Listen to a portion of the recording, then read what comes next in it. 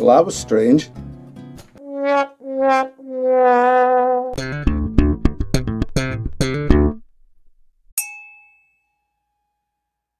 Hello and welcome back to another whiskey review with me, the Whiskey Novice. It's great to be back, great to have you back, and we're back with a new series. It's review number 54 and part one of a series which I have chosen to call That Awkward Age. Right, shall we explain that first? Well, when I think of entry-level age-stated whiskies, I tend to think of 10-year-old and 12-year-old. Generally, maybe it's just me, but I think generally, umbrella over it, entry level, you're usually looking 10, 12, and then you're sort of skipping up to maybe 16, 18, 21, that sort of thing. So, entry level, 10 and 12. Now, I've just done a series on 12-year-olds. At some point, I will do a series on 10-year-olds. But for now, what I wanted to do was take a look at some of those whiskies that are a bit of a stranger age, and as I say, that awkward age, that's in between 16-year-old and 3, obviously. 16-year-old and 3.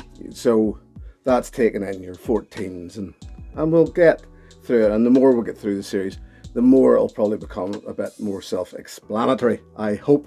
So, yes. We're starting this series with a 14, and the Clynelish 14-year-old, to be precise, Highland whiskey from up there in the northeast coast of Scotland, from Diageo. Now, what I'll say about this, first of all, is that outside of sort of the Game of Thrones expression from series from Diageo, you'll do well to find other Diageos outside of secondary market, old stuff, very expensive stuff, independent bottlers, that sort of thing. Really, you're looking, as I said, the Game of Thrones one and this 14-year-old.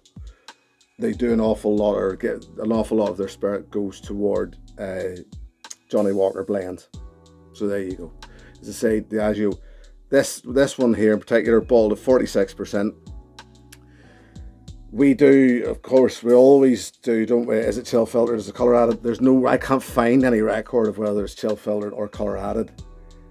It certainly doesn't feel like a chill filtered whiskey to me. And even if at 14 years, this is 14-year maturation, you usually refill mostly ex-bourbon refill casks. And it certainly doesn't feel or smell like it's been chill filtered. And as I say, after 14 years, if there's much colour added, I wouldn't think there's an awful lot. The distillery itself was built in the late 60s, sort of in the shadows of the what was the old distillery there, and it was sort of, technically it was the Brora distillery. When this became the Clynelish distillery, the other distillery became Brora it was around for a while. Then it was sort of Clynelish 2. And now it's gone, I think. Well, the shell's still there, but you know, really you're just looking at this one distillery, the northeast coast. So there you go. That's a bit of the background about it. What's it like? What's it like as a whiskey? Well, I'll hit a few things, and I would imagine a few of you will agree. There's a few things said about Clynelish 14 that I think we can all agree on. Straight into the nose. First thing I get in the nose in this, and I've been at it a while, as you can see, is an overripe fruit. But it's not just an overripe fruit, it's probably a bowl of overripe fruit, because there's a bit of a mixture of things going on in there. It really, really comes out at you. It's thick on the nose, it's robust on the nose. There's even a brininess, and it's not a shy brininess. It's there at 46%, and with it being so solid and robust, it all holds itself together very well, and that brininess does actually come out. It's not, as I say, hidden away. Then some perfumey, freshly cut flowers.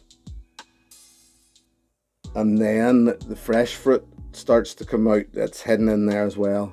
Peach, orange. It's also a little spicy even on the nose, a little peppery on the nose, but at the same time, very refreshing. So, on the palate,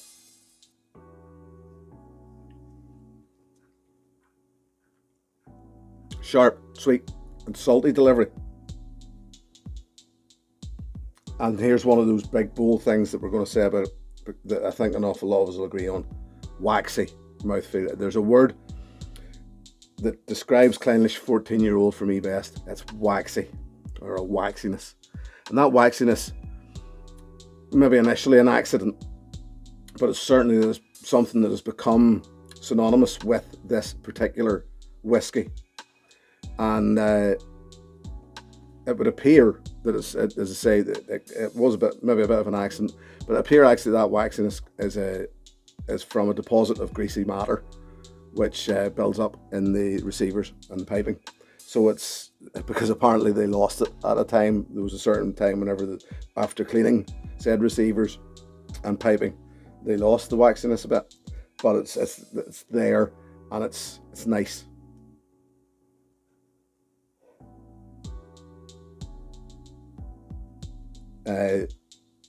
Some of those notes,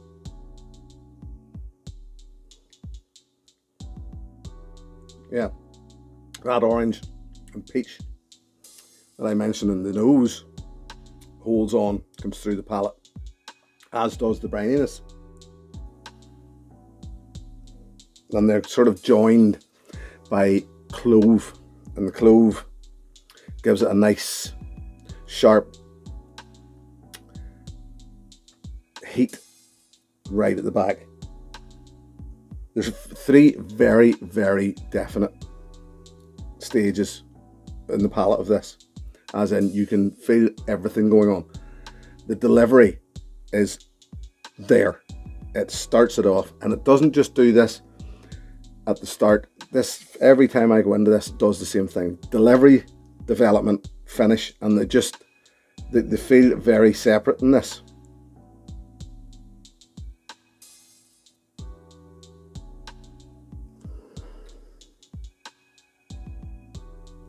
That finish is long. It's coating. It's a little perfumed, I would say. And the orange and the clove are there again to bring a little heat. Actually, if you think of, you would have seen the old orange or even with the clove stuck in it for whatever purpose that served. I'm sure some of us from the 1970s will remember that. Anyway, adding water, and trust me, this takes water well. It really does. Don't be shy with the water in this. The overripe fruit is gone, and the freshness, you know, really I would recommend, I wouldn't even recommend this neat. I would recommend this with water every time, because it needs it for me, and it brings a citrusy freshness to the nose now. It's lighter and it just bursting with juicy flavour.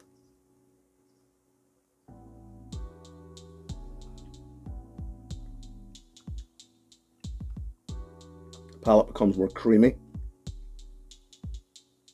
It spreads better, and those three, the way I was saying about 3 stages earlier, delivery, development, finish, now become more blended and roll better. The waxiness is still there, and it's no bad thing, because I like the waxiness in this.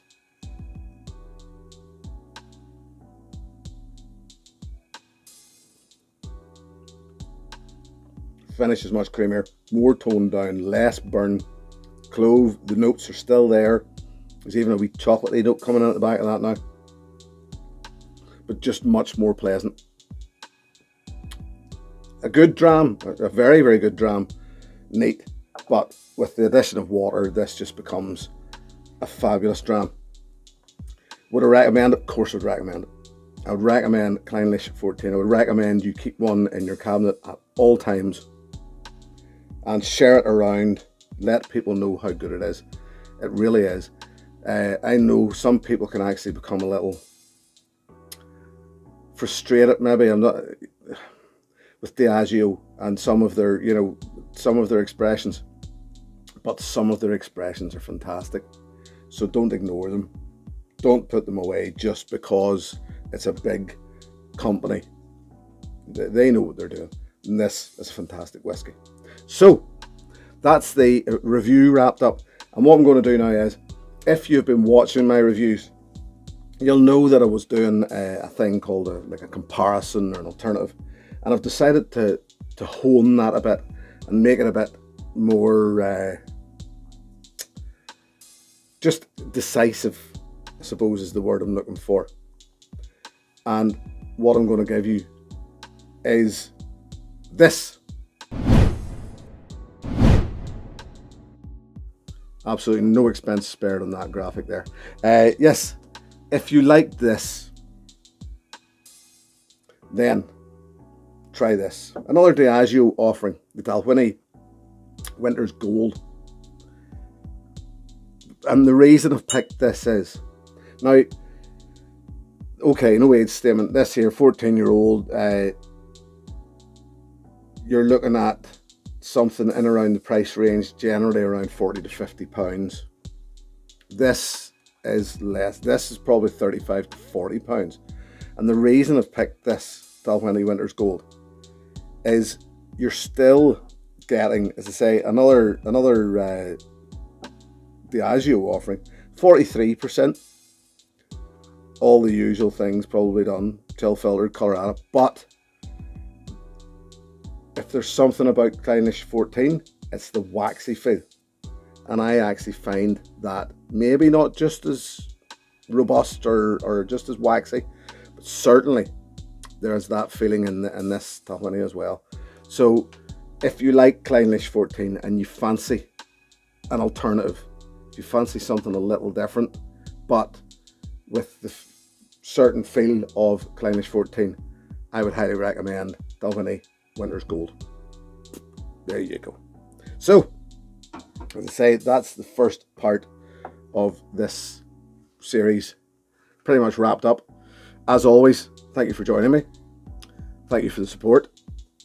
Thank you ever so kindly to all of you and to my patrons. If you wish to join that patron group, as always, the details are down below. Until the next time, my friends, here's to your good health. Cheers. Hey, thanks for watching my video. Please click and subscribe to be notified of further content.